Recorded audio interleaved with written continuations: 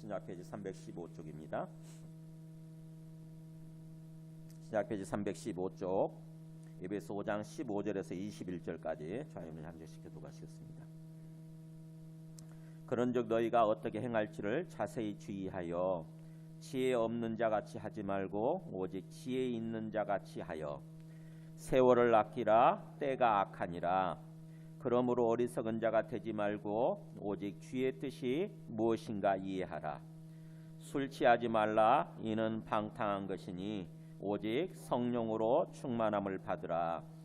시와 찬송과 신령한 노래들로 서로 화답하며 너희의 마음으로 주께 노래하며 찬송하며 범사에 우리 주 예수 그리스도의 이름으로 항상 아버지 하나님께 감사하며, 같이 읽습니다. 그리스도를 경외함으로 피차 복종하라. 아멘. 앉으시겠습니다. 네, 오늘 성령을 따르는 삶 네 번째 시간입니다. 좀 개념이 이렇게 좀 잡히는지 모르겠어요. 이렇게 마음속에 생각이 딱 형성이 돼야 돼요. 그러니까 우리가 예수님을 믿는다는 게 어떤 건가? 예수님을 믿고 구원을 받아서 우리가 이 땅에서 그 삶을 산다는 게, 인생을 산다고 하는 게 어떤 것인가에 대해서 딱 이렇게 생각이 잡히셔야 돼요. 딱 그게 지금 계속 거기에 대해서 말씀을 듣고 이렇게 예배를 드리지 않습니까? 그러니까 우리가 생각을 해야 되는 거예요. 생각. 도대체 예수 믿는다는 게 뭔가? 예수 믿으면 구원받는다는데 도대체 구원이 뭔가에 대해서 자기가 알아야 되는 거죠. 그게 딱 마음속에 생각이 있어야 비로소 우리가 제대로 믿고 제대로 구원을 받아서 제대로 인생을 사는 거예요. 그냥 아무 생각 없이 습관적으로 이렇게 뭔가 그 신앙생활을 하면 안 되는 거죠. 그거는 종교 활동이라고 그래요. 종교 활동. 그냥 아무 의미가 없습니다. 그냥 종교 활동하는 거는 의미가 없어요. 종교 활동이 아니라 생명의 삶을 살아야 돼요. 생명. 주님께서 우리에게 원하시는 생명의 삶을 살아야 되는. 무슨 소리예요? 또 살아있는데 내가 좀 다 이렇게 살고 있잖아요. 아니요, 육체의 생명 말고요. 영적인 생명. 영적인 생명의 삶, 영적인 삶을 살아야 되는 거죠. 그래서 그야말로 입이 닳도록 우리가 말씀을 이렇게 듣고 예배를 드리는데, 좀 깨달았으면은 진정으로 주님께서 이 시간 성령으로 충만히 각 사람 심령 가운데 임하셔서 빛을 비춰주셔서 딱 직관적으로 좀 깨달았으면 좋겠어요. 아, 이거구나라고 이렇게 딱 깨달았으면 좋겠어요. 그래서 영적인 눈이 확 열려가지고 주님이 정말 살아계시는 주님이 생생하게 느껴지는 거죠. 살아계신 주님이 생생하게 딱 보이고 느껴져서 항상 주님 앞에 서 있고 주님과 교제하면서 영적으로 이렇게 교통하면서 사는 거예요. 매일 매 순간. 주님이 우리에게 원하시는 삶이 바로 그거니까, 그래서 그렇게 됐으면 하는 그런 간절한 바람을 가지고 이 시간 주님의 말씀을 듣고 예배를 드리려고 합니다. 지난 시간에 성령으로 살면 성령으로 행할지니라고 하는 제목을 가지고 갈라디아서 5장 말씀을 가지고 예배를 드렸죠. 잠깐 우리 지금 에베소서 하고 있죠. 에베소서 바로 앞에 성경이 갈라디아서잖아요. 한번 잠깐 가서 보세요. 갈라디아서 5장 한 장만 넘기면 되네. 한 장, 두 장만 넘기면 되는구나. 거꾸로. 그러면은 갈라디아서 5장 19절부터 21절까지는 육신을 따라서 살아가는 육신의 모습이라고 그랬죠. 그 육체의 이름 분명하니 그렇게 돼 있는데, 육체라는 게 우리 몸뚱아리를 가리키는 게 아니고 우리의 육신을 가리킨다고 그랬죠. 육신이 뭐라고 그랬죠? 육신이라는 말은 그 헬라 말 정도는 이 정도는 알고 있어요. 이제 제가 거의 몇 년 동안 벌써 수십 번 얘기를 했기 때문에 육신 내지는 육체라는 말이 원어로 헬라어로 뭐라고 그랬죠? 사르크스. 이제는 좀 이 정도는 외울 수 있어야 되는 거죠. 우리 아마 예빈이도 외우고 있지 않을까 싶어요. 이제부터는 그야말로 수백 번 정도 얘기하면은 얘기를 이제 알아야 되는 거죠. 사르크스가 뭐라고 그랬죠? 타락한 본성, 죄악된 본성, 부패한 본성. 그게 육신 또는 육체, 사르크스라고 하는 단어라고 하는 거죠. 그래서 우리가 두 가지 삶을 살 수 있다고 하는 거죠. 하나는 육신의 삶을 살 수 있고 하나는 어떤 성령을 따라서 살아가는 영적인 삶을 살 수 있다고 그랬잖아요. 그래서 육신을 따라서 살아가는 삶의 모습을 쭉 얘기를 했잖아요. 그 19절부터 21절까지 뭐 음행과 더러운 것과 허색과 성적인 타락, 우상 숭배와 주술과 영적인 타락, 하나님이 아닌 다른 것을 하나님처럼 섬기는 것, 원수 맺는 것과 분쟁과 시기와 분냉과 당짓는 것과 분열함과 이단과 투기까지 뭐예요? 이게 인간 관계의 타락이에요. 관계의 타락. 그러니까 관계도 하나님이 원하시는 그런 모습이 있는데 우리가 하나님이 원하시는 모습으로 뭔가 그 관계 형성을 하고 사람들과 관계를 맺고 그렇게 살아가야 되는데 그렇지 않은 거예요. 우리가 부패하고 타락해 있다 보니까 그 관계도 타락하는 거죠. 그야말로 맨날 원수 맺고 맨날 싸우고 맨날 미워하고 다투고 분열하고 갈라지고 그게 좋을 것 같은데 뭐예요? 그게 우리의 어떤 그 하나님께서 원하시는 그런 삶을 살지 못하게 만드는 그런 것 된다고 하는 거죠. 그래서 그런 육신의 행위의 모습, 육신의 삶의 모습이라고 하는 거예요. 그래서 이런 게 있다고 한다면 내려놓으려고 해야 되는 거예요. 하나님 앞에 회개하고 그 다음에 술 취함과 방탕함과 그와 같은 것들이라. 네.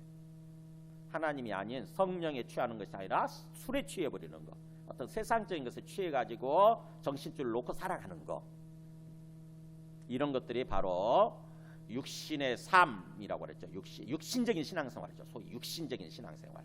그러니까 그야말로 하나님이 기뻐하시는 성령을 따르는 신앙생활이 아니라 육신적인 신앙생활이에요. 그게. 그래서 이런 일을 하는 자들은 하나님의 나라를 유업으로 받지 못한다. 그렇죠? 하나님 갈라디아서 5장 21절이에요. 하나님의 나라가 뭐예요? 천국이잖아요. 소위 천국. 그러니까 하나님이 통치하시고 인도해 가시는 그런 삶을 살아야 되는데 그런 삶을 살지 못한다고 하는 거죠. 하나님이 이끌어 가시는 삶을 살지 못해요. 그러면 뭐예요? 상대적으로 마귀가 이끌어 가게 되니까. 마귀가 우리의 삶을 이끌어가는 거예요. 그러면은요, 우리가 계속 죄를 짓게 되고 계속 우리 삶이 망가지는 거예요. 우리 삶에 죽음이 찾아요. 죽음. 그래서 육신의 삶을 살면 안 된다고 하는 거고, 그 다음에 이제 22절부터 23절은 성령을 따라 사는 삶이죠. 그 반대대로. 그 반대. 그래서 성령을 따라 살게 되면은 마음속에 사랑과 희락과 화평이 생기고, 사랑, 희락, 기쁨, 그 다음에 화평, 평안. 또 사람들과의 관계에 있어서 오래 참음과 자비와 양선. 네, 오래 참음, 그 다음에 자비, 양선, 베푸는 거예요. 자꾸 뭔가 다른 사람한테 자꾸 베풀고 싶은, 베푸는 삶을 살아가는 사람들. 그 다음에 또 충성과 온유와 절제, 하나님과의 관계에 있어서 모습이라고 그랬어요. 충성, 신실하게 자기 자리 지키는 거. 비가 오나 눈이 오나 어떤 환경이 와도 항상 하나님 앞에서 내 자리를 지키는 거, 이게 충성이죠. 신실함. 그 다음에 또 온유라고 그랬죠. 온유는 뭐예요? 부드러운 마음인데 하나님 앞에서 내 생각을 고집하지 않는 거예요. 자꾸 내 생각을 고집하지 않고 내려놓는 거예요. 부드러운 거예요. 하나님 앞에서. 하나님이 하라 그러면 알겠습니다 하면서 행하고, 하나님 이리로 가라 그러면 알겠습니다 하고 또 그쪽으로 가고, 저리로 가라 그러면 하나 알겠습니다 그러면 저쪽으로 가고, 이렇게. 이게 온유예요. 온유. 내 생각을 막 고집 피우는 게 이게 완악이죠. 완악. 온유의 반대말은 완악하다. 어려운 말이죠. 한자말로 똥꼬집이다 그런 뜻이에요. 완악하다가 말은 똥꼬집 피운다. 고래십질처럼 우리 고집이 얼마나 셉니까? 그렇잖아요. 그걸 내려놓는 거예요. 내려놓고 하나님이 말씀하시면 내려놓는 거예요. 그게 온유함이에요. 온유. 그래서 다른 말로 하면 순종이죠. 순종. 그 다음에 마지막 절제. 절제는 뭐냐? 셀프 컨트롤 그러죠. 영어로. 즉 내 욕망, 내 생각을 통제할 줄 아는 거. 그냥 내 생각, 내 욕심을 마치 고삐 풀린 망아지처럼 그대로 내버려 둬버린 것이 아니라, 내가 딱 적절하게 고삐를 딱 쥐고 절제하는 거예요. 통제하는 거예요. 마치 우리 그 소 같은 경우는 콧줄에 끼어가지고, 그잖아요. 콧줄에 끼어가지고 이렇게 통제하지 않습니까? 말 같으면 뭔가를 이렇게 딱 그걸 딱 채워가지고 통제하잖아요. 그런 것처럼 이게 절제는 그런 거예요. 우리 생각, 우리 욕심을 통제할 줄 아는 거. 이게 성령을 따라서 사는 삶의 모습이라고 하는 거죠. 그래서 지난 시간에 이렇게 우리가 육신을 따라 사는 모습, 육신적인 신앙생활이 있을 수 있고 성령을 따라 사는 성령적인 신앙생활이 있을 수 있다고 하는 거죠. 우리는 두 가지를 항상 생각하고 나는 지금 어느 쪽에 속해서 살고 있는가 이걸 나를 알 줄 알아야 돼요. 나를 바라보고. 그래서 우리가 성령으로 살면 성령으로 행할지니 그랬잖아요. 성령을 모시고 살고 있으면 구체적으로 삶을 사는 데 있어서도 행동하는 데 있어서도 성령을 따라서 살아야 된다 하는 게 지난 시간에 이렇게 우리가 말씀을 들었습니다. 자, 오늘 말씀 한번 보세요. 에베소서 5장 15절 보면은 그런즉 너희가 어떻게 행할지를 자세히 주의하여 지혜 없는 자같이 하지 말고 오직 지혜 있는 자같이 하여 세월을 아끼라 때가 악하니라. 그러므로 어리석은 자가 되지 말고 오직 주의 뜻이 무엇인가 이해하라. 여기서 그런즉 이렇게 나오죠. 그런즉이란 말은 앞에 있는 바로 위에 말씀들을 받는 건데 우선 14절 말씀 한번 보세요. 14절 말씀 보면 그러므로 이르시기를 잠자는 자여 깨어서 죽은 자들 가운데서 일어나라. 그리스도께서 너에게 빛이시리라 하셨느니라. 지금 우리 예수 믿는 사람들, 예수를 믿고 있지만 잠자고 있는 사람들을 향해서 얘기하는 거예요. 지금 촉구하는 것입니다. 잠자는 자여, 영적으로 살아있는데 생명이 있어, 살아있어요. 분명히 살아있는데 잠을 자고 있는 거야. 영적으로. 잠자는 자여 깨어서 일어나라 이거예요. 깨어서 일어나라. 영적으로 잠을 자고 있지 말고 깨어서 그 다음에 죽은 자들 가운데서 일어나라. 죽은 자들은 뭐예요? 세상 사람들이에요. 하나님을 믿지 않고 그래서 예수님을 믿지 않고 사는 사람들. 그 사람들은 죽은 사람들이에요. 영적으로. 즉 시체들이에요. 시체들. 우리가 죽으면 시체가 이렇게 돼갖고 누워있잖아요. 그런 것처럼 지금 세상 사람들은 죽은 시체가 돼서 누워있다고 하는 것입니다. 근데 우리는 살아있는 사람들인데 예수님 믿고 성령을 받아서 영적으로 살아난 사람들이에요. 영적인 생명이 있는 사람들인데 세상 사람들과 똑같이 그렇게 누워있는 거예요. 누워있는 거예요. 자기가 뭔가 잘 모르는 거죠. 자기가 생명이 있는지 없는지도 잘 모르는 거예요. 누워있는 거예요. 그러니까 뭐예요? 그렇게 누워있지 말고 잠자고 있지 말고 깨어서 일어나라 이거예요. 깨어서 일어나라. 그러면 너희서 깨어서 일어나서 하나님 주님 앞에 나와야 되는 거죠. 그렇게 되면 주님께서 그리스도께서 우리에게 더 빛을 비춰주신다는 거예요. 더 생명의 빛을 비춰주신다고 하는 거죠. 성령을 부어주심으로써 생명의 빛을 더 비춰주시는 거예요. 그러니까 우리의 생명을 살려주신 것은 그리스도께서 주님께서 그렇게 하신 일이고 그 다음에 우리가 그 생명을 따라서 살아가는 거는 우리의 몫인 거예요. 우리의 의무고 우리의 책임이에요. 누워있으면 잠자고 있으면 안 된다고 하는 거죠. 영적으로. 세상 사람들과 똑같이 내가 지금 살아있는지 영적으로 살아있는지 어떤지 잘 모르는 채 그저 그야말로 아무 생각 없이 육신을 따라서 삶을 살면 육신적인 신앙생활을 하면 그게 잠자고 있는 거예요. 영적으로. 거기서 깨어 일어나서 나오려고 해야 된다고 하는 것입니다. 내가 이렇게 누워있으면 안 되지. 내가 이렇게 잠자고 있으면 안 되지. 내가 일어나서 나오려고 하는 게 내 의지가 작동이 돼야 되는 거죠. 그래서 일어나서 나오려고 하면 놀랍게도 그리스도께서 더 빛을 비춰주시는 거예요. 우리에게 힘을 주시고 그래서 우리가 성령을 따라서 정말 주님과 함께하는 그런 삶을 살도록 해주신다고 하는 거죠.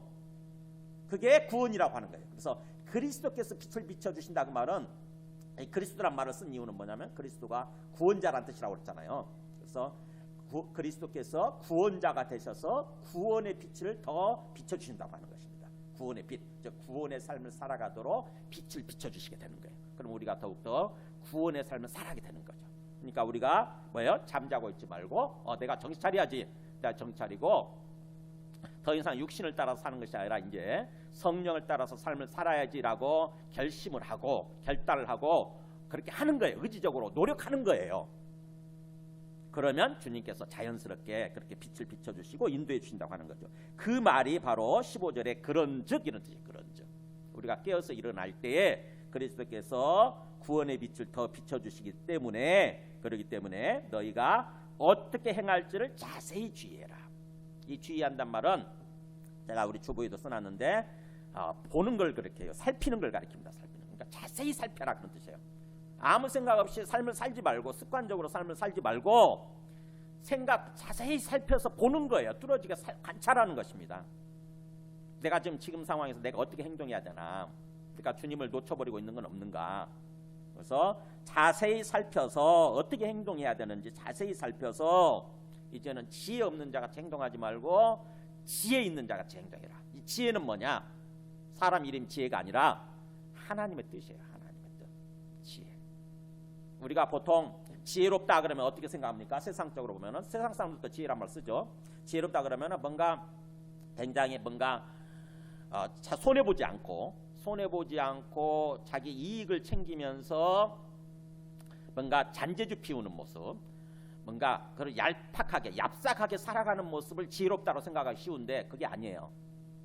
세상 사람들은 그렇게 생각하죠. 지혜롭다 그러면은 굉장히 손해 보지 않고 아주 얍삭하게 살아가는 사람들 있잖아요. 굉장히 그냥 뭔가 좀 영특하고 뭔가 그런 것 같지만 지혜로운 것 같지만 그게 아니고 지혜는 성경에서 말씀하는 지혜는 하나님의 뜻을 아는 거. 이게 하나님 지혜예요. 지혜. 나중에 보면은 그게 17절에서 나오잖아요. 그러므로 어리석은 자가 되지 말고 오직 주의 뜻이 무엇인가 이해하라. 나를 향해서 지금 내 상황 속에서 지금 내가 처한 상황이 있어요. 이 속에서 주님이 나를 지켜보고 지금 나를 보고 계시기 때문에 나를 향해서 바라시는 주님의 뜻이 있을 거 아닙니까? 그렇잖아요. 나를 향해서 주님이 기대하시는 주님의 뜻이 있어요. 지금 우리 상황이 어떤지를 안다고. 주님은 우리의 주인이 되셔서 우리와 함께 계시기 때문에 지금 내가 처한 상황을 알아요. 그러면 이 내가 처한 상황 속에서 내가 어떻게 생각하고 어떻게 행동해야 되는지 주님의 뜻이 있어요. 그거를 파악하려고 하는 거, 그걸 이해하려고 하는 거, 그게 지혜로운 거예요. 그래서 세월을 아끼라 때가 악하니라. 우리가 한 주님의 뜻을 알아서 주님의 뜻대로 행동해야 우리에게 주어진 이 세월이라고 하는 것을 아끼는 삶을 산다고 하는 것입니다. 우리에게 주어진 이 세월이라는 게 뭐냐? 인생의 시간이잖아요. 세월이. 그죠? 우리 인생의 시간이에요.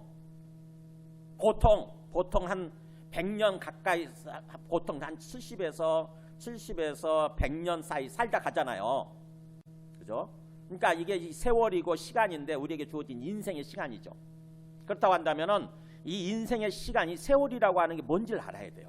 우리가 자칫하게 되면은 무한정 주어지는 걸로 생각을 해. 무한정. 우리에게 주어진 인생의 시간이 무한정 있는 걸로 우리가 착각을 해요. 어느 순간에 보면은. 그래가지고는 아무런 생각 없이 세월을 낭비하면서 막 살죠. 돈은 그렇게 하지 않잖아요. 돈은 낭비하지 않죠. 대부분 보면은 돈이 딱 제한돼 있다고 하는 걸 알기 때문에 우리에게 주어진 돈이 딱 한정돼 있다는 거 알아요. 맨날 통장 확인하지 않습니까? 그러니까는 뭔가 어떻게 하면은 그 돈을 아낄까 이런 돈을 아끼는 모습으로 사는데 시간은 그렇지 않아요. 시간에 대해서 마치 무한정이 있는 것처럼 착각을 한다고. 근데 그렇지 않잖아요. 잘 생각해 보세요. 우리는 제한된 시간을 살아요. 그죠? 모든 사람한테 공통적으로 주어진 시간이 기껏해야 100년 이쪽 저쪽이에요. 100년. 그것도 길게 말아서 길게 잡아서 짧게 살다 가면은 70년 80년 정도 되죠. 80년. 물론 그전에도 죽는 사람들 있지만 그러니까는 어쨌든 제한된 시간을 사는 건데 그 제한된 시간이 왜 제한되어 있을까 생각해 보셨어요? 왜 우리에게 주어진 시간이 제한되어 있지? 왜 우리가 인생을 겨우 100년만 살다 가는 거지? 좀 무한정 살면 안 되나? 이런 생각이 들잖아요.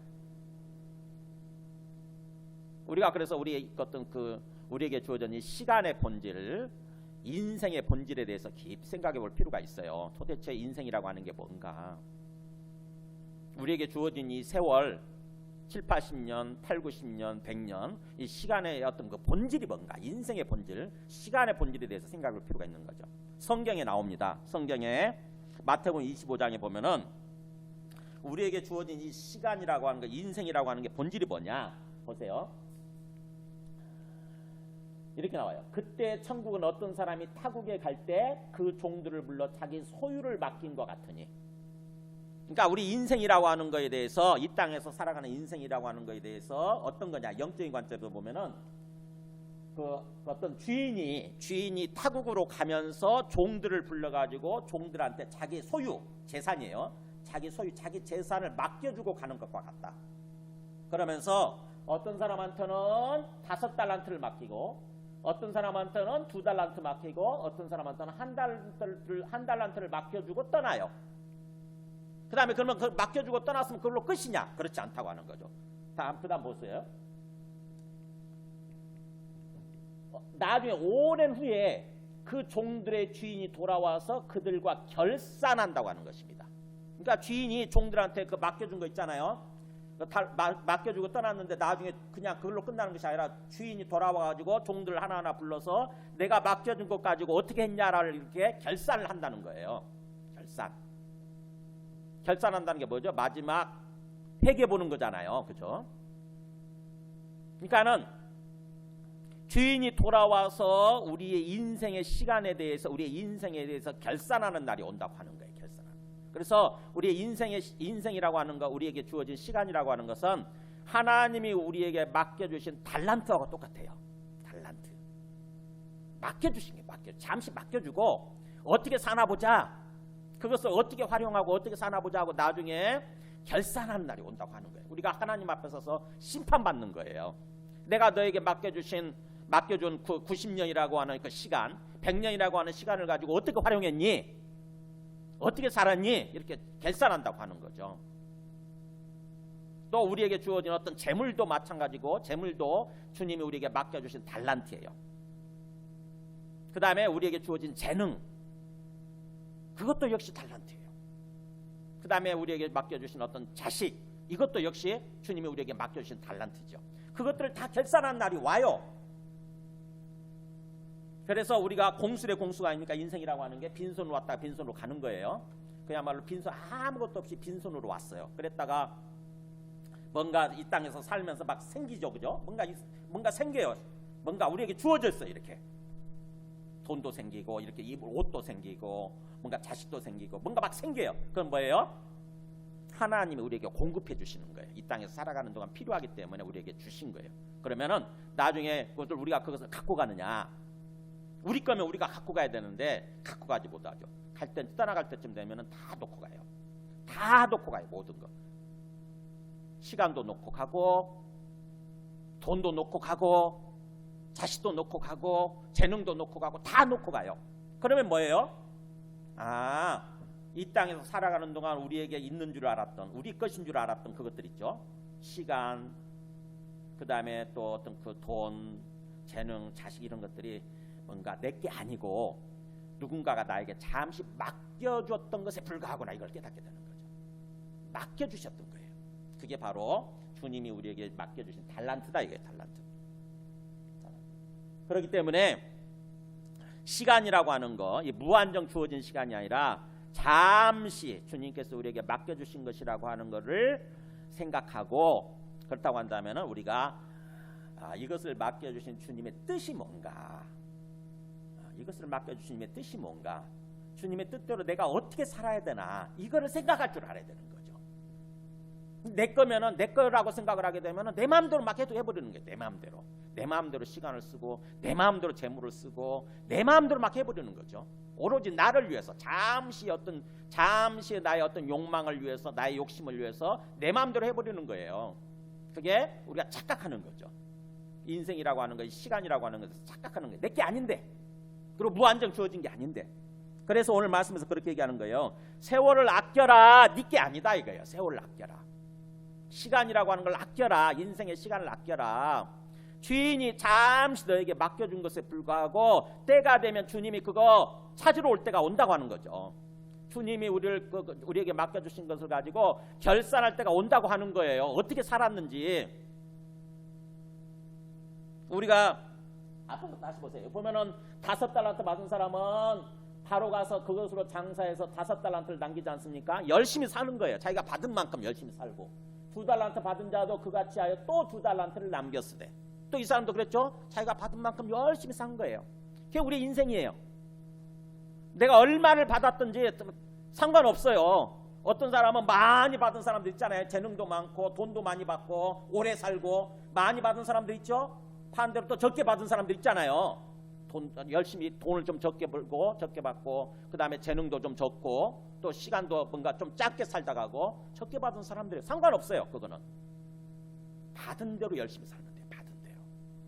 근데 여기 보면 1달란트 받은 사람은 어떻게 합니까? 그렇게 1달란트 열심히 벌어서 열심히 살아서 1달란트 남기면 되는데, 이 사람 나중에 한 달란트 받은 자는 가서 땅을 파고 그 주인의 돈을 감추어둬 버리잖아. 이게 뭐예요? 한 달란트 받은 거 왜 이렇게 조금밖에 안 주는 거야 그러면서 그냥 가서 땅 속에다 파묻어 버린 거예요. 그야말로 폐기 처분한 거죠. 일종의 내버려둬 버린 거예요. 그걸. 하나님 맡겨준 시간을 가지고 열심히 산 것이 아니라 내 생각대로 내 욕심대로 이렇게 해버린 거죠. 그랬다가 나중에 호되게 책망을 받죠. 호되게 책망을 받고 심판을 받습니다. 이 한 달란트 받은 사람은. 우리가 우리 인생을 그렇게 살 수 있는 거죠. 그래서 우리가 진정으로 우리에게 주어진 이 시간, 인생이라고 하는 것에 대해서, 세월이라고 하는 것에 대해서 본질적으로 깊이 생각하고 깨달을 줄 알아야 함부로 살지 않아요. 함부로 이 땅에서 인생이라고 하는 걸 함부로 살지 않아요. 항상 주님의 뜻을 파악하려고 하고, 그래서 주님의 뜻을 깨달으려고 하고, 그 매일 매순간 상황 속에서 주님의 뜻을 살피는 거예요.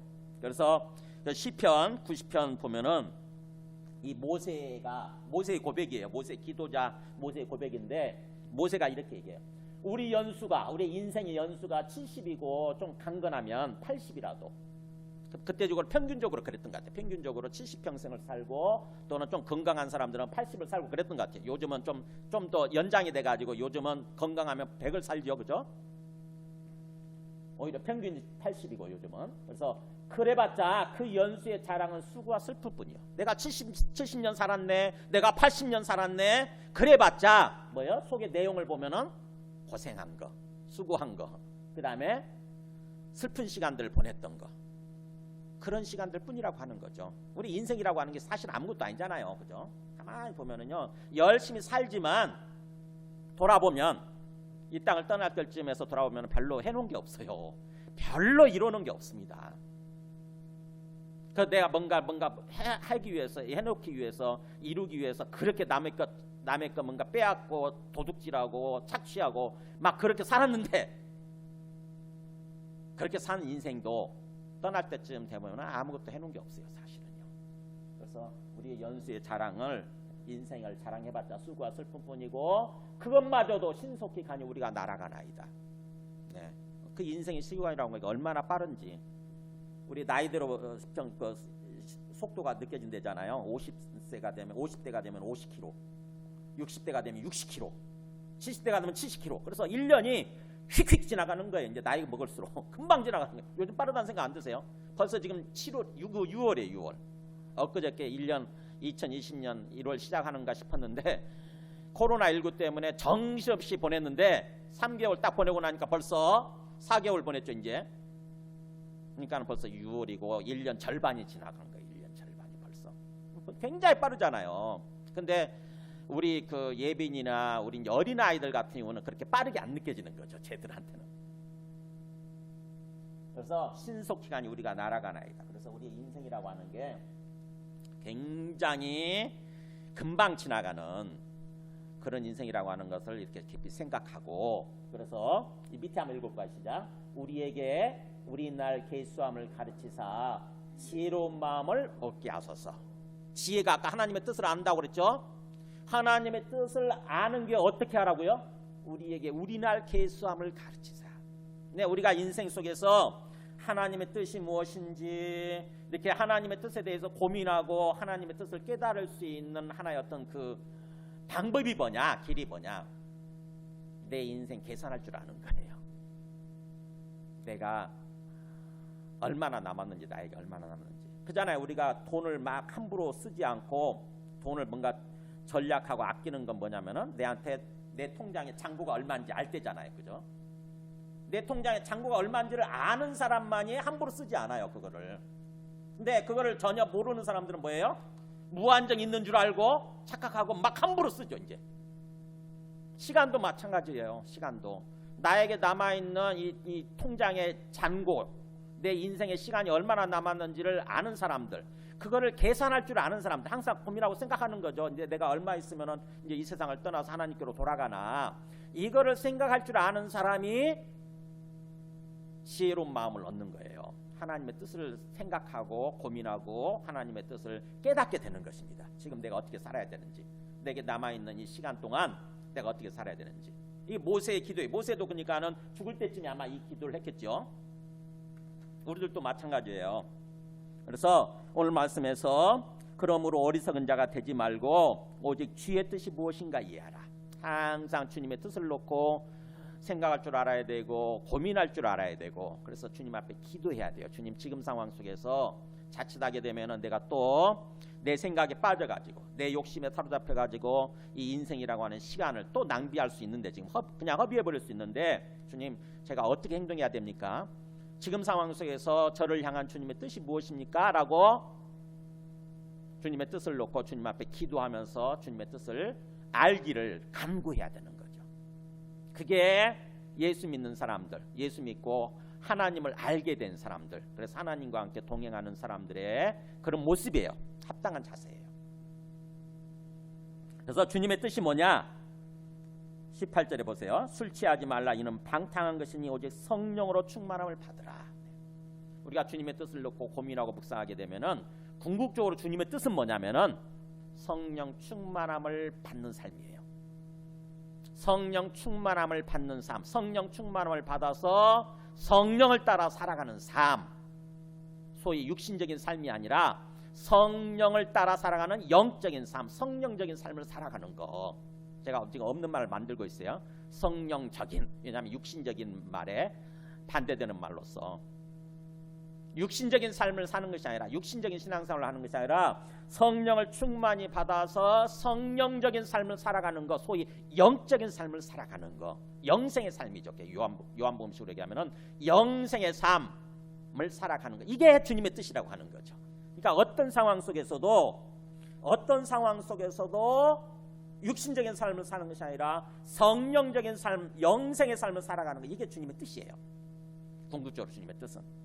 그래서 술 취하지 말라. 이는 방탕한 것이니, 성령적인 성령 충만한 삶을 살아가라고 그러면서 앞에서 그 반대되는 얘기를 하는 게 술 취하지 말라. 이는 방탕한 것이니, 이렇게 말하고 있죠. 이게 바로 육신적인 삶이에요. 이게 육신적인 삶의 대표적인 모습이 술 취하는 모습이에요. 술에 취해가지고 우리의 정신줄이 끊어지고 술이 이끌어가죠. 술기운이 몽롱한 모습으로, 멍한 모습으로 술기운이 이끌어가는 거, 이게 술 취하는 모습. 그래서 우리가 앞에서 그 갈라디아서에서 육신적인 일을 얘기할 때 술 취함이 있었잖아요. 그죠? 21절에서, 갈라디아서 5장 21절에서 투기와 술 취함과 방탕함과 또 그와 같은 것들이라. 기억나세요? 기억나지 않는 분들은 빨리빨리 찾아보시면 돼요. 갈라디아서 5장 21절에서 육신적인 삶, 육신의 일을 얘기하면서 술 취함이 뒤에 있었던 거죠. 그게 방탕한 거다. 그래서 그야말로 특히 이 에베소서잖아요. 지금 우리 현재 에베소서 당시에, 이 헬라 당시에 사람들이 하나님을 믿지 않다 보니까 완전히 그야말로 맨날 술 먹고 술에 취한 모습으로 살았거든요. 그렇게 사는 것은 바로 그게 육신적인 삶이고 방탕한 삶이다 그러는 거예요. 방탕하다는 말은 원래 원뜻이 뭐냐면은 구원이 없는 삶입니다. 그게 구원이 없어. 그러니까 우리는 방탕하다 그러면은 그야말로 절제하지 못하고 정신줄 놓고 이성이 살아있지 않은 모습으로 오로지 내 욕망, 내 감정과 내 기분을 따라서 살아가는 거, 이게 방탕이라고 얘기를 하잖아요. 근데 원뜻은 뭐냐면은 구원이 없는 삶이에요. 구원이 없는 삶.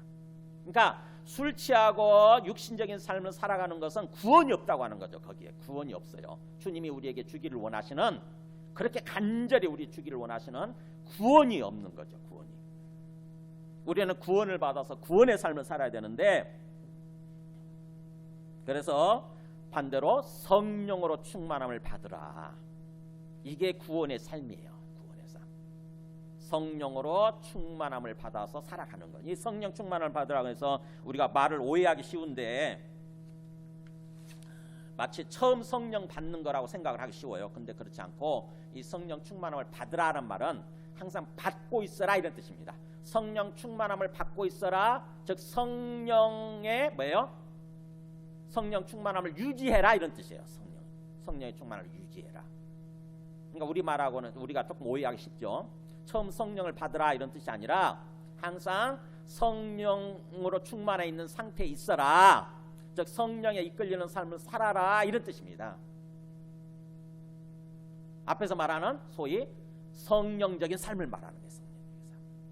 육신을 따라 사는 것이 아니라 항상 성령으로 이끌리는 삶을 살아라. 성령적인 삶을 살아라. 소위 성령을 받아서 주님과 교제하며 교통하며 주님과 함께 동행하는 삶을 살아라. 이게 바로 성령의 충만함을 받으라 이런 뜻이에요. 성령으로 충만을 받으라. 그래서 제가 제목을 아예 오늘 제목을 그렇게 바꿨죠. 항상 성령 충만함을 유지하라라고 이렇게 바꿨어요. 말을 오해하지 않도록 하기 위해서. 그게 구원의 삶이라고 하는 것입니다. 그러니까 육신적인 삶을 사는 것이 아니라 항상 성령을 받으려고 하고 그 다음에 항상 성령의 은혜를 받아서 성령으로 이끌리는 삶을 사는 것입니다. 그 반대는 육신에 이끌리는 삶을 사는 거예요. 자, 그렇다고 한다면은 어떻게 하면 성령 충만함을 받느냐, 어떻게 하면 성령 충만함을 유지하는 그런 삶을 살 수 있느냐. 나도 그러고 싶지만 안 되잖아요, 그죠? 나도 그러고 싶지만 안 되는데 어떻게 해요? 라고 얘기를 하잖아요. 그래서 성령 충만함을 받는 것, 성령 충만함을 유지하는 것에 대해서 우리가 막연하고 어렵다고 생각을 해요. 왜냐하면 주님에 의해서 주어지는 거니까, 내가 어떻게 할 수 있는 게 아니니까 이렇게 생각을 하니까 어렵다고 생각을 하죠. 막연하고. 근데 그 방법에 대해서 얘기하고 있는 게 바로 19절부터 21절까지예요. 어떻게 하면 내가 성령 충만함을 받고 유지하면서 살 수 있는지 그 방법 차원에서 얘기를 하고 있는 게 19절에서 21절에 보세요. 19절. 시와 찬송과 신령한 노래들로 서로 화답하며 너희의 마음으로 주께 노래하며 찬송하며. 하나는 뭐냐? 방법은 찬송하는 거예요. 찬송하는 거. 신령한 노래 그거 다 찬송이에요. 시가 시편이에요. 시편 찬송. 그 다음에 찬송, 신령한 노래들, 영적인 노래, 즉 성령 충만한 노래죠. 그게 아까 우리가 부른 찬양들처럼 그런 신령한 노래들. 그 다음에 그 찬송을 할 때 어떻게 하냐? 마음으로 주께 노래하며 찬송하라고 돼 있잖아요. 그러니까 찬송을 할 때 대충 입술만 계속 입만 열어서 따닥따닥 하면 안 돼요. 뭐예요? 마음을 다해서 마음을 드리는 거예요. 가사에다 우리의 마음을 실어서 주님 앞에 그 가사에 따른 마음을 올려드리는 거예요. 아까 우리 그랬잖아요. 거룩하신 성령이요, 성령에 불러오셔서 세상의 헛된 마음 태우소서 이랬죠. 그러면은 성령이 불로 내 안에 임하셔서 나의 세상의 헛된 마음들, 내 속에 있는 여러 가지 육신적인 생각들이죠. 이 헛된 마음을 불태워주세요. 이렇게 가사가 되어 있는데 아무 생각 없이 그냥 부르는 게 아니라 아멘, 마음속에 아멘 하면서 부르는 것입니다. 그야말로 정말 이 시간 성령께서 불처럼 임하셔서 성령을 불로 이렇게 묘사를 하고 또 물로 묘사를 하잖아요. 왜냐하면 성령이라고 하는 것은 영적인 거기 때문에 뭔가 우리가 이 세상에서 설명하기 어렵죠. 그래서 물의 비유를 하고 불의 비유를 해요. 물의 비유를 한다고 하는 것은 우리가 물을 마시듯이 성령을 마치 우리 마음속에 마신다고 하는 거고, 그 다음에 불의 비유하는 것은 불이 임하면 타잖아요. 그죠? 태우잖아요. 근본적으로. 그런 것처럼 성령의 불처럼 내 안에 임하게 되면 내 속에 있는 잘못된 생각, 육신적인 생각들을 태우는 거예요. 태워서 없애는 거예요. 그래서 성령의 불로 오셔서 세상 헛된 마음 태우셔서 이 찬양을 할 때에 마음속에서 아멘 하면서 간절한 마음으로 찬양을 하는 거예요. 그게 바로 뭐예요? 너희의 마음으로 주께 노래하며 찬송해라는 거예요. 그게 성령 충만함을 받고 성령 충만함을 유지할 수 있는 길이라고 하는 것입니다. 그러니까 찬송하는 거죠. 찬송하고 찬양을 하는데, 찬송하고 찬양을 할 때 마음으로, 진정으로 우리의 마음을 담아서 주님을 생각하고 주님을 바라보고 주님을 향해서 우리 마음을 올려드리는 거예요. 그 다음에 두 번째 방법 뭐냐? 20절이죠. 범사에 우리 주 예수 그리스도 이름으로 항상 아버지 하나님께 감사하며. 두 번째 방법은 감사하는 거예요. 감사하는 삶. 감사하는 삶. 참 쉽지가 않죠. 이 감사도 그잖아요. 우리가 굉장히 이기적인 존재라서, 내중심적으로 살아가는 존재라서 감사할 줄 몰라요. 우리는 감사를 잊어버린 존재예요.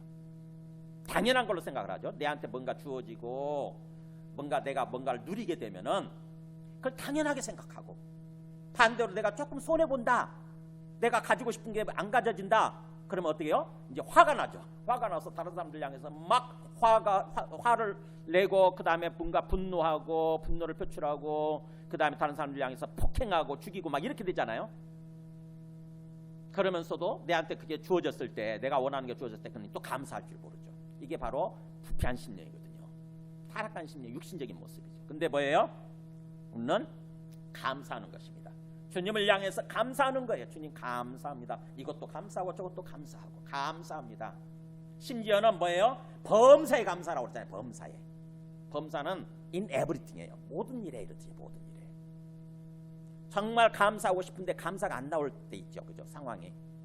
정말 감사가 좋다는 건 알겠어. 그래서 감사하고 싶은데 문제는 정말 감사가 안 나올 때 있어요. 지금 상황이 너무 어려운데, 너무 어려워. 내가 경제적으로 너무 어렵고 또 건강적으로 너무 어려울 때 감사가 안 나오죠. 근데 뭐라고 되어 있습니까? 그럼에도 불구하고 범사의 모든 일에 감사하래요. 감사하래요. 그게 주님의 뜻이에요. 왜 감사할 수 있느냐? 사실은 시간이 지나고 보면은 그 어려운 상황, 어려운 일에도 주님의 뜻이 또 주님의 사랑이 담겨 있다고 하는 것입니다. 주님의 사랑이 담겨 있어요. 나를 사랑하셔서 그것을 가지고 내 심령을, 내 삶을 주님이 원하시는 삶으로, 주님이 기뻐하시는 삶으로 세워주시고 인도해 주시고자 하는 주님의 뜻, 주님의 사랑이 담겨 있거든요. 그렇기 때문에 우리가 미리 감사할 수 있는 거예요. 미리. 주님 감사합니다. 이 안 좋은 상황이지만 그래도 주님 감사합니다. 때로는 눈물 흘리면서 감사할 수 있는 거예요. 종아리 맞는 친구가, 종아리 맞는 자식이 종아리 맞으면서 회초리로 종아리 맞으면서 엄마 아빠 감사해요 이럴 수 있는 거예요. 엄마 아빠 나를 때려주셔서 감사해요. 왜냐하면 시간이 지난 다음에 보면은 그때 종아리 맞음으로 말미암아서 내가 바른 생각을 하게 되고 바른 삶을 살아가는 존재가 되거든요. 그죠? 훌륭한 사람이 되는 거거든요. 그러니까는 하나님께서 우리의 삶에 진짜로 주님이 되셔서 우리 삶을 모든 걸 주관하시면서 인도해 가고 계시기 때문에 우리는 그 주님을 믿고 주님 앞에서 때로 그야말로 이를 악물고라도 주님 감사합니다 이렇게 해야 되는 거예요. 그럴 때 비로소 우리가 성령 충만함을 받고 그 성령 충만함을 유지하는 그런 삶을 산다고 하는 것입니다. 감사의 감사, 범사의 감사, 범사의 주 예수 그리스도 이름으로 항상 아버지 하나님께 감사하라. 네, 주님 되시고 그리스도가 되시는 예수님의 이름으로. 바로 예수님이 그런 삶을 위해서 이 땅에 오셨거든요. 우리에게 주님이 되시고 우리에게 그리스도 구원을 주시기 위해서 그리스도를 오셨기 때문에 그래서 우리가 주 예수 그리스도를 통로를 통해서 주 예수 그리스도라고 하는 그 존재를 통해서 하나님 아버지께 나아가는 거거든요. 그래서 주 예수 그리스도 이름으로 그 많은 주 예수 그리스도의 통해서 아버지 하나님께 나아가서 아버지 하나님께 감사합니다. 지금 내 몸이 병든 것도 감사하고요. 내가 경제적으로 어려운 것도 감사하고 우리 가정에 어려운 일이 생긴 것도 감사합니다. 이렇게 감사하면요. 주님은 그거 보고 아세요. 정말 힘든 상황인데도 불구하고 우리가 의지를 가지고 순종하려고 할 때 주님은 그걸 아시는 거예요. 그걸 귀하게 여기시는 거죠. 귀하게 여기시는 것입니다. 아세요. 우리가 얼마나 힘든 상황이라고 하는 거. 근데 우리가 그렇게 감사하게 되면 주님이 성령을 충만히 부어주시는 거예요. 성령을 더 충만히 부어주셔서 그래 내가 여기 있다. 내가 너의 주인이다. 걱정하지 마라. 내가 너를 인도해 줄게. 이렇게 말씀하시는 거예요. 그 다음에 마지막 뭐예요? 그리스도를 경외함으로 피차 복종하며.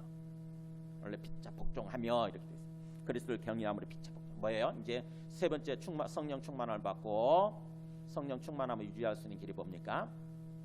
복종하는 거예요. 복종. 피차 복종한다는 말은 관계 속에서 그런 뜻이에요. 인간 관계 속에서 상대방에게 복종하는 거. 복종한다는 말은 나를 낮추는 거예요. 원래 원뜻이 나를 낮추는 거. 우리는 계속해서 어떤 삶을 사냐? 육신의 삶이라고 하는 것은 나를 높이는 삶을 사는 거거든요. 저 사람보다 내가 더 가진 게 많고 저 사람보다 내가 더 배운 게 많고 저 사람보다 내가 더 잘났어. 그렇기 때문에 계속 내가 더 그 사람 위에 군림해야 되고 근데 저 사람이 내 말을 안 듣네? 그럼 뭐예요? 불쾌하지. 그래서 그 사람을 향해서 뭔가 갑질을 하고 폭력을 행사하는 그런 모습으로 살잖아요. 우리 인생이. 그게 육신적인 삶이거든요. 근데 그거를 뭐예요? 주님이 원하시는 뜻은 우리가 성령 충만을 받는 길은 나를 낮추는 거예요. 나를 낮추는 거. 그 사람 밑에 나를 낮추는 거예요. 그게 복종입니다. 나를 낮춰서 주님 그 상대방을 향해서 상대방한테 어떻게 보면 상대방의 얘기를 들어주려고 그러고 상대방의 요청을 들어주려고 그러고 상대방을 사랑하려고 하는 거. 이게 복종하는 거예요. 복종하는 거. 근데 그게 쉽지 않으니까 어떻게 하느냐? 그리스도를 경외함으로란 말이 돼 있잖아요. 그리스도를 경외함으로. 주 예수 그리스도 오신 그 주 예수 그리스도죠. 그분을 경외하는 것, 즉 그분을 경외한다는 말이 경배하는 거고, 그분을 뭐예요? 두려움과 떨림으로 주님을 그분을 믿는 거예요. 그게 경외예요. 하나님이시니까. 정말 살아계신 하나님을 우리가 믿고 경외한다고 한다면은 우리 마음이 낮아지죠. 하나님 앞에서 우리 마음이 아무것도 아니거든요. 우리라고 하는 존재가 진짜 하나님을 믿게 되면은 우리라고 하는 존재가 아무것도 아니라고 하는 걸 알게 돼요. 그래서 하나님 앞에서 하나님을 경외하기 때문에 나를 낮추고 상대방에게 또 낮추는 거, 상대방한테 낮추는 거. 이게 그리스도를 경외함으로 피차 서로에게 상대방에게 복종하라 이런 뜻이에요. 자, 말씀을 정리합니다. 우리가 주님의 뜻이 성령 충만함을 받고 항상 성령 충만함으로 사는 거고요. 그 성령 충만함을 받는 길은 뭐라고요? 네, 찬송하고 찬양하는 건데, 찬송하고 찬양할 때 마음으로, 정말 마음을 다해서 주님을 향해서 찬송하고 찬양하는 거고, 우리 마음을 올려드리는 거고, 그 다음에 또 어떤 경우에도 모든 상황 속에서 주님께 입을 열어서 감사하는 거예요. 주님, 나에게 병을 주셔서 감사합니다. 나에게 어려운 어떤 경제 상황을 주셔서 감사합니다. 주님, 저 말 안 듣는, 지지리도 말 안 듣는 저 자식 주셔서 감사합니다. 감사하는 거예요. 반대는 불평하는 거죠. 자꾸 불평하고 원망하고. 근데 감사하면 풀려요. 감사하면. 그 다음에 또 그리스도를 경외함으로 상대방에게 복종하는 거, 나를 낮추는 거. 자꾸 내가 잘난 모습으로 내가 잘났다고 생각하고 자꾸 상대방의 어떤 위에 군림하고 막 부리려고 하는 것이 아니라 나를 낮추는 거, 사랑하는 거죠. 사랑하는 거. 그래서 다시 한번 내가 진정으로 육신적인 신앙생활을 하고 있는지 아니면 어떤 성령적인 신앙생활을 하고 있는지 잘 살펴보시기 바랍니다. 우리가 예수님 믿고 구원받는다고 하는 것은, 구원의 개념은 죽어서 천국만 가는 거, 이게 전부가 아니에요. 이 땅에서부터 구원의 삶을 살아야 돼. 이 땅에서부터. 그리고 그러면 자연스럽게 죽어서 천국 가는 거는 자연스럽게 주어지는 거예요. 자연스럽게. 우리가 막 애써서 천국 가야지, 죽어서 천국 가야지 하고 막 천국을 강취하는 것이 아니라, 이렇게 강탈하는 것이 아니라, 그건 결과적으로 주어지는 거예요. 이 땅에서 구원의 삶을 사는 게 중요한 거죠. 그래서 주님은 이 구원을 말씀하실 때 구원의 초점이 어디에 맞춰져 있냐면, 이 땅에서 제대로 삶을 사는 거, 항상 하나님께 돌아와서 하나님과 함께하는 삶을 사는 거, 거기에 초점을 맞추고 말씀을 전하고 있어요. 하나님께 돌아오는 거, 하나님과 함께하는 삶을 사는 거, 이게 이 땅에서의 구원이에요. 성경이 말씀하는 구원의 본질이 그겁니다. 구원의 본질. 그래서 거기에 초점 맞추고 삶을 사는 것. 그래서 내가 정말로 이렇게 주님이 나에게 말씀하시고자 하는 그 주님의 뜻을 진정으로 내가 깨닫고 거기에 초점 맞추고 내가 신앙생활을 하고 있는지, 또 지금 삶을 살려고 하고 있는지 천천히 돌아보시기 바랍니다. 그게 없이 그냥 아무 생각 없이 습관적으로 이렇게 살아가는 것은 의미가 없어요. 습관적으로 그냥 똑같이 반복하는 거죠. 그러면은 그거는 종교 활동, 무의미한, 생명이 없는 무의미한 그냥 종교 활동으로 끝나버리는 거지. 정말 주님께서 우리에게 주기를 원하시는, 또 우리가 누리기를 원하시는 그런 어떤 주님의 생명을 누리면서 또 구원을 누리면서 삶을 살다가 나중에 주님께 이르느냐, 그렇지 못하다고 하는 거죠.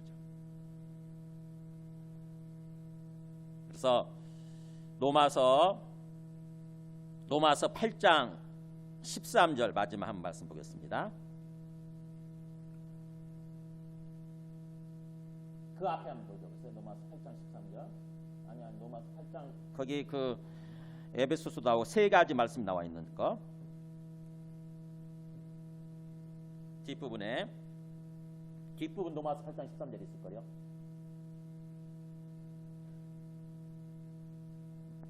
마지막에서 세 번째.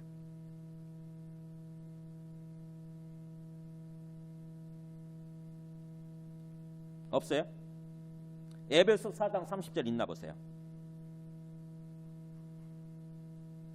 고린도전서 12장 3절 먼저 보여주세요. 고린도전서 12장 3절. 보면은 우리가 성령을 내가 받았는지 안 받았는지 이걸로 체크를 할 수 있다고 그랬죠. 예수님에 대해서 어떤 태도를 갖느냐, 예수님에 대해서 내가 어떤 마음을 품고 있느냐.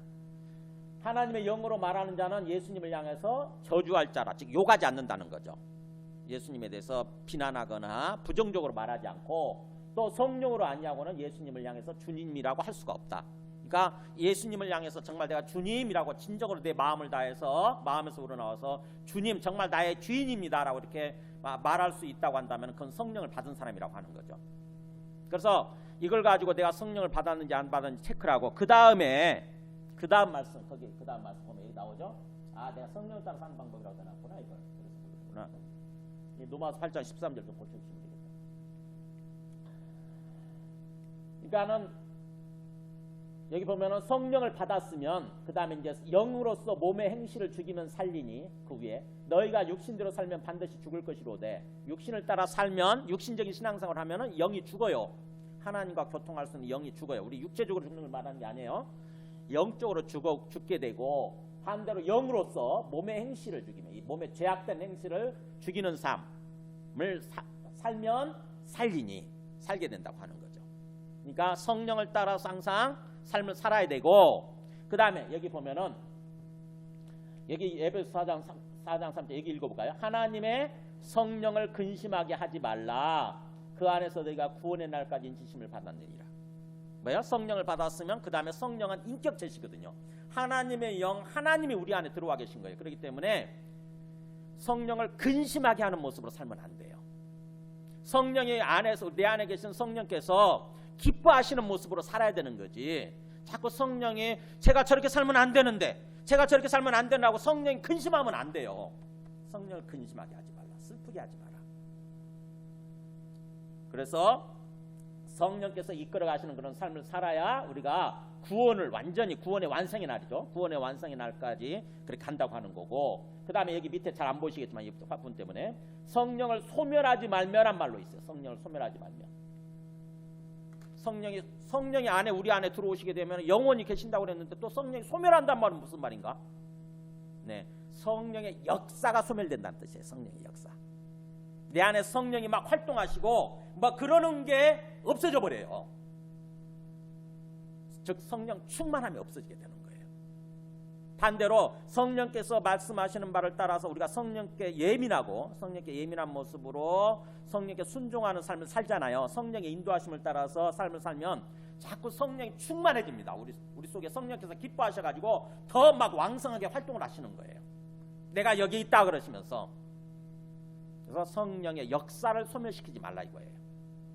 그러니까 우리가 자꾸 아무리 성령이 말씀을 통해서 이렇게 말씀해 주고, 이게 성령께서 말씀하시는 게 사실은요. 지금 성령이 이렇게 말씀해 주시고 그래도 자꾸 내가 나 모르겠어요 그딴 거, 그냥 내 생각이 좀 중요하고 지금 내 욕심이 중요하지 그러면서 자꾸 자기 생각을 고집하고 성령께 불순종하면 한 번, 두 번은 성령이 그래도 얘기를 하세요. 계속 그래도 있잖아, 너 그렇게 살면 안 돼, 계속 그렇게 그래도 말씀하시는데 두 번, 세 번 어기잖아요. 불순종하면 나중에는 없어져 버려요.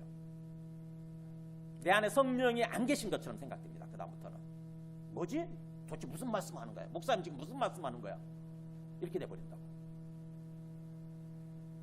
그래서 이 시간을 통해서 내가 그렇게 성령을 따라 살지 아니하고 오로지 내 생각, 내 욕심을 따라 살았던 그런 육신적인 시간들을 생각난다고 한다면은 회개하는 것입니다. 과거에 일주일 동안 삶을 돌아보면서 내가 성령을 따라 살지 아니하고 오로지 내 생각, 내 욕심을 따라서 뿌득뿌득 고집 피우면서 살았던 시간들이 있잖아요. 어떤 문제를 놓고, 뭐 돈 문제를 놓고, 아니면 자식 문제를 놓고, 무슨 문제를 놓고 내 생각대로 살아버렸던 그 시간들 있잖아요. 그렇게 되면은 그걸 놓고 회개하는 거예요. 그걸 주님, 제가 또 잘못 생각하고 잘못 살았습니다. 그래서 진정으로 회개하고 다시 한번 온전히 주님께서 나의 주님 되어 주시옵소서. 주님이 나의 주님이십니다. 주님께서 성령을 내 안에 충만히 부어주셔서 성령을 통해서 내 심령을 인도하여 주시옵소서라고 간절한 마음으로 주님 앞에 기도하면 다시 회복이 돼요. 다시 내 안에 그러냐 그러면서 이제 주님께서 또 성령을 부어주시기 시작하고 성령을 따라서 성령으로 내 삶을 인도해 가신다고 하는 것입니다. 그래서 진정으로 회개하고요. 또 그야말로 아까 우리 찬양했던 것처럼 진정으로 성령의 충만이 내 안에 임하기를 간절히 갈망해야 돼요. 간절히 우리 그리스도인들은 성령을 따라서 사는 삶이기 때문에 성령이 내 안에 충만히 임하기를 간절히 갈급해하고 간구해야 돼요. 뭐 안 임하면 말지 뭐. 성령 그딴 거 보이지도 않고 성령 없으면 어때? 성령 인도하심을 안 받으면 어때? 이런 식으로 생각하게 되면 성령 임하지 않습니다. 성령을 위해서 갈급해야 돼요. 아까 우리 찬송 그렇게 했잖아요. 그죠? 찬송가 몇 장이었어요 그게? 빈들의 마르풀 같이 시들은 나의 영혼 주님의 약속한 성령 간절히 기다리네 그랬잖아요. 주님이 약속해 주신 그 성령을 간절히 기다리네. 간절히. 그 간절한 마음이 있어야 된다고 내 안에. 주님 성령을 부어 주시옵소서. 성령을 부어 주시옵소서. 그렇지 않으면 육신이 나를 지배하고 그 육신을 따라서 마귀가 지배하는 삶을 산다고요. 우리 심령이 곤고해지고 죄와 멸망이 찾아오는 거죠. 우리 삶 속에, 우리의 가정 속에 죄와 사망이 찾아온다고, 죽음이 찾아온다고. 그래서 성령을 충만히 부어주시도록 간절한 심령으로 항상 성령을 따라서 삶을 살아가고자 하는 그런 간절한 심령으로 기도하는 거예요. 회개하면서 혹시 죄가 생각나면 죄를 회개하고 결단을 회개하고 성령을 충만히 부어주시도록. 그리고 그 마지막 그 말씀처럼 항상 찬송할 때 마음을 다해서 주님을 주님을 높이는 거예요. 찬송은 주님을 높이는 거거든요. 주님을 주님 되신다라고, 하나님이 하나님 되신다라고 높이는 거, 이게 찬송이거든요. 그리고 모든 상황 속에서 감사하는 거예요. 주님, 이것도 감사합니다. 저것도 감사합니다. 힘들지만 감사합니다. 그리고 관계 속에서 깨어진 관계 있죠? 깨어진 관계 속에 다시 한번 나를 낮추고 들어가는 거예요. 나를 낮추고 그냥 묵묵히 섬기는 거죠. 묵묵히 섬기고 사랑하는 거예요. 그러면은 신기하게도 성령 충만함이 회복되는 그런 삶이 된다고 하는 것입니다. 찬송하고 기도하겠습니다. 찬송가 552장